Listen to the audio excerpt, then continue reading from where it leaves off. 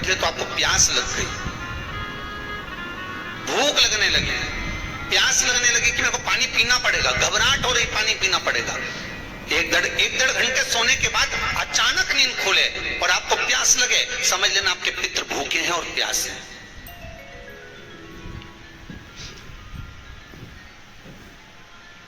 वो भूखे और प्यास है, उनको जल की जरूरत है।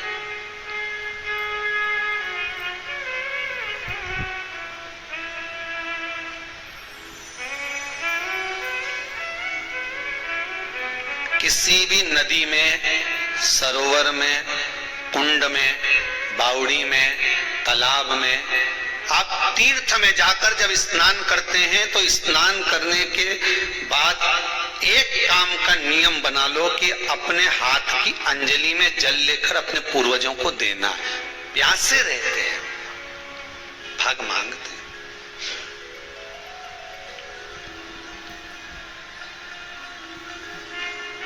भाग प्राप्त करना। 3 वृक्ष पितरों के तुल्य हैं। नैमिषारण्य की कथा में भी कहा था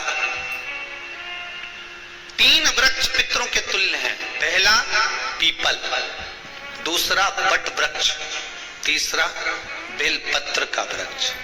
ये पितरों के तुल्य हैं। अगर आपको रात्रि में नींद नहीं आ रही है, ऐसा लगता है कि रात्रि को 1 घंटा 1.5 घंटा सोने के बाद कुछ गलत गलत विचार आने लगते हैं, नींद सुबह 3 बजे तक 4 बजे तक नहीं आती, 4 बजे के बाद फिर नींद आती है, तो एक प्रैक्टिकल जरूर कर देखना। एक प्रैक्टिकल करने में क्या जाता है, प्रयास करने में क्या कुछ जाता है क्या? प्रैक्टिकल कर देखना कि कहीं सीवर वाला महाराज झूठ तो नहीं बोल रहा है, तो प्रैक्टिकल करने में कुछ नहीं जाए। 1 लोटा पानी लो, उसमें थोड़ा सा कच्चा दूध डाल लीजिए, श्राद्ध पक्ष चल रहा है, बेलपत्री का पेड़ या पीपल का पेड़ या बट का पेड़, इन पेड़ के नीचे ले जाकर उस दूध को दोपहर में सुबह 10 बजे से लेकर 12 बजे के बीच में ले जाकर चढ़ा दीजिए। रात्रि को फिर ना आपको प्यास लगेगी ना भूख लगेगी, नींद एक बार लगी तो सुबह ही खुलेगी। प्रैक्टिकल करने में क्या जाता है? पानी डालने में तुम्हारा कुछ जाएगा? अरे बोलो तो सरी, हमें तो 10 रुपया का दूध जरूर उसमें, और तुम इतनी चतुर हो, इतना सारा दूध थोड़ी डालोगी, तो 2 बैठा लगे। कहा तुम इतना डालने वाली हो?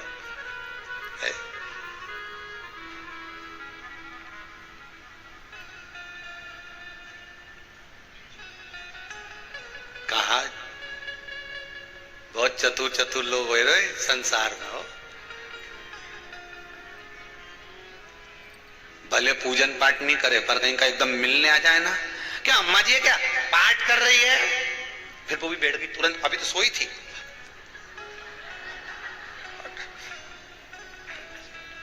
तुरंत क्या पंडित जी हैं क्या, उनसे थोड़ा काम है, अभी माला जप रहे हैं, मालूम पड़े पंडित जी तो आराम से सेव फल खा रहे थे। अब प्लेट सोफा के नीचे घुसे, तुरंत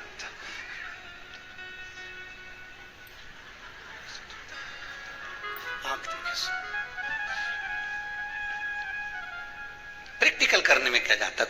कुछ भी नहीं बिगड़ेगा, ये तो बस जल डालोगे तुम्हारा ही कुछ अच्छा हो सकता है, बाबा की कृपा है।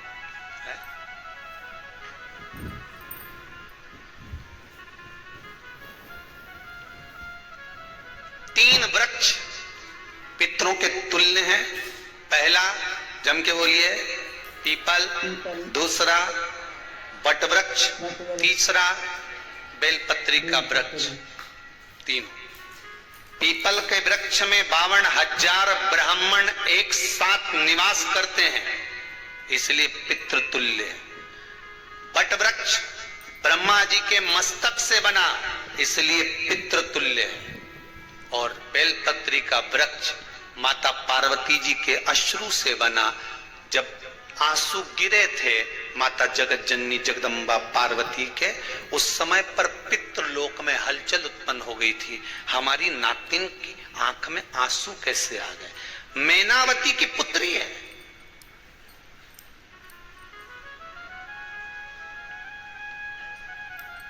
पितरों की नातिन, इसके अश्रु कैसे गिर गए। पार्वती जी ने कहा ये आंसू नहीं, मेरा पुण्य भाग प्रकट करती हूं बेलपत्री के रूप में। तो पितरों ने वर दिया था कि ये बेलपत्री का वृक्ष हमारा आशीर्वाद है, इसके नीचे अगर कोई दीप लगाता है, शिव को स्पर्श कर चढ़ाता है, उसके पितरों की शांति होगी। हम स्वयं उसको आशीर्वाद देने के लिए पधारेंगे। बेलपत्र का वृक्ष पितृ तुल्य।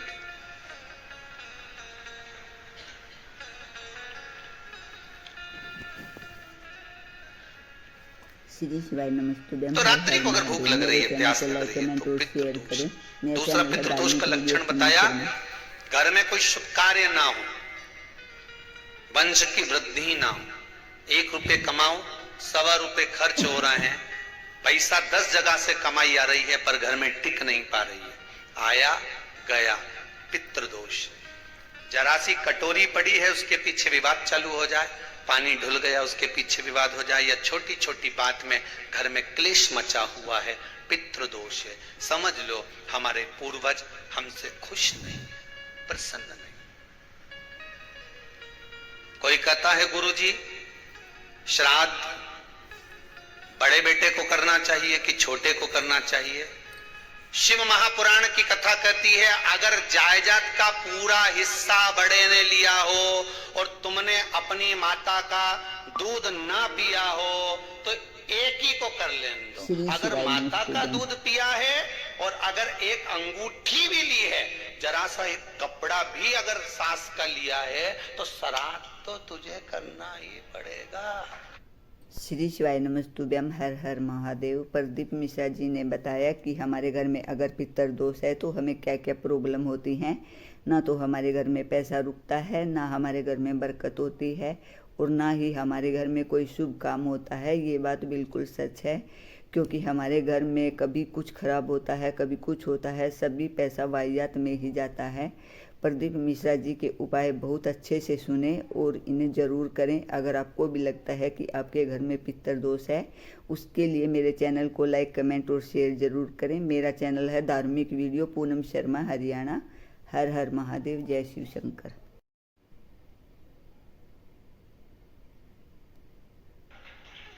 करना ही पड़ेगा। तूने मेरा दूध पिया है तो बिल्कुल जम के तो बोलो। अगर तुमने उनका कुछ खाया है तो अब एक काम और हो सकता है, गुरुजी वो श्राद्ध अगर हम नहीं करें और बड़े भैया करें और हम उन्हीं के यहाँ चले जाएं तो चले जा, मना कौन कर रहा है। पूड़ी का तेल तू ले जा, खीर का दूध 2 थैली तू खरीद के ले जा। जितना वहां वो सेवा करे उतनी सेवा तुम करो। गलत है क्या? बिल्कुल। जायदाद का भी तो हिस्सा किया था।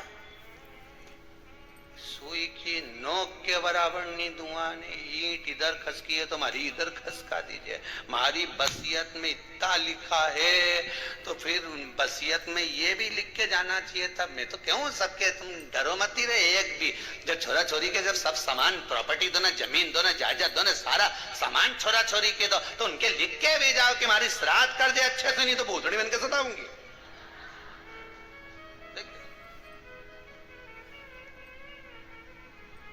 श्राद्ध करो।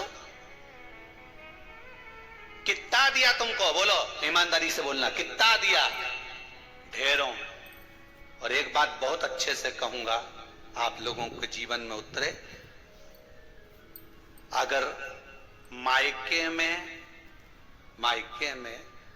भाई, मायके में भाभी, मायके के लोग अगर आपके माँ बाप का श्राद्ध नहीं करते हैं तो बेटी भी अपने माता पिता का श्राद्ध कर सकती है।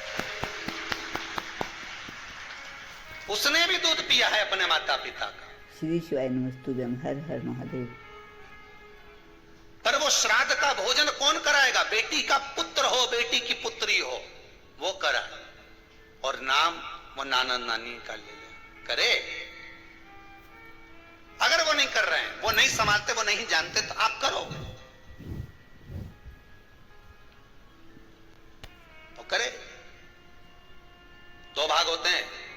जब एक रोटी गाय के मुख में दी जाती है, गाय के मुख में जब हम रोटी देते हैं, एक रोटी जब देते हैं, या तो गाय के मुख में 16 श्राद्ध में जब रोटी देते हैं तो रोटी को बीच में से तोड़कर, जो सीधी है ना, उसको जैसे मतलब ये रोटी है तो उसको बीच में से भाग विभाजित कर लिया, नीचे वाले भाग में भी थोड़ा सा गुड़ शक्कर रख लिया, ऊपर वाले भाग में भी गुड़ शक्कर रख लिया, एक के ऊपर एक रोटी को रख लिया, वो गाय को दी। तो अपन श्राद्ध पक्ष में 2 पूड़ी का प्रमाण है कि गाय को 2 रोटी दी जाती है, कुत्ता को 2 रोटी दी जाती है। 2 पूड़ी रख के देते हो, देते आप लोग तो देते होगे, 2 पूड़ी के ऊपर पूड़ी रखकर, थोड़ा सा मीठा रखकर, नमकीन रखकर, कुत्ते को भी देते, 2 पूड़ी तोड़कर कागा को भी देते। 2 पूड़ी का प्रमाण कहां से आया? 2 भाग रोटी के टुकड़े का प्रमाण कहां से आया? श्राद्ध पक्ष में ही ऐसा क्यों किया जाता है? बाकी के समय पर तो कोई ऐसा 2 पूड़ी का प्रमाण ही नहीं। और श्राद्ध पक्ष में ये क्यों कहा जाता है कि पूड़ी के ऊपर पूड़ी रख दे, उसमें मीठा रख दे, खीर शक्कर रख दे, गाय को दिया, कुत्ते को दिया, कागा को दिया, ऐसे क्यों कहा जाता है? उसका कारण क्या होता है? उसका केवल एक कारण है, जो नारी ने भोजन का निर्माण करा है, जो घर की बहू भोजन बनाई है, जो घर की बेटी ने भोजन बनाया है, घर की माता ने भोजन बनाया है। महाराज, पिता पुरुष एक कुल को तारता है, बेटी 2 कुल को तारती है। जब श्राद्ध पक्ष में 2 भाग रोटी के कर गाय को देती है, तो 1 भाग तो उसके ससुराल वालों को मिलता है, 1 भाग मायके वाले, मायके को भी मिले, ससुराल को भी। जब गया जी का पिंड होता है तो नाना नानी सबका स्मरण कराया जाता है। 2 भाग।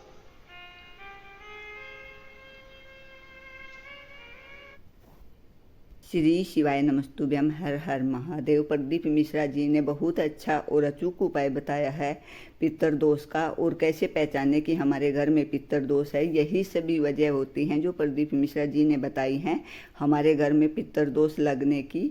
उसके बाद हमारे घर में बरकत भी नहीं होती है और हमारे वंश में भी कम वृद्धि होती है। प्रदीप मिश्रा जी के बताए हुए उपाय बहुत ही अच्छे और अचूक होते हैं। प्रदीप मिश्रा जी ने बताया है कि अगर हमने अपने बाप दादा की जायदाद से अगर थोड़ा सा भी लिया है तो हमें श्राद्ध करने का उतनी ही जिम्मेवारी होती है जितना कि ज़्यादा लेने वाले की होती है। और प्रदीप मिश्रा जी ने बताया है कि अगर घर में भाई भाभी श्राद्ध नहीं करते हैं माता पिता का लड़की के, तो लड़की भी श्राद्ध कर सकती है। प्रदीप मिश्रा जी ने बताया कि अगर हम 1 रोटी के 2 भाग करते हैं तो वो किस वजह से करते हैं। प्रदीप मिश्रा जी के उपाय और वीडियो देखने के लिए मेरे चैनल को लाइक, कमेंट और शेयर जरूर करें। मेरा चैनल है धार्मिक वीडियो पूनम शर्मा हरियाणा। हर हर महादेव, जय शिव।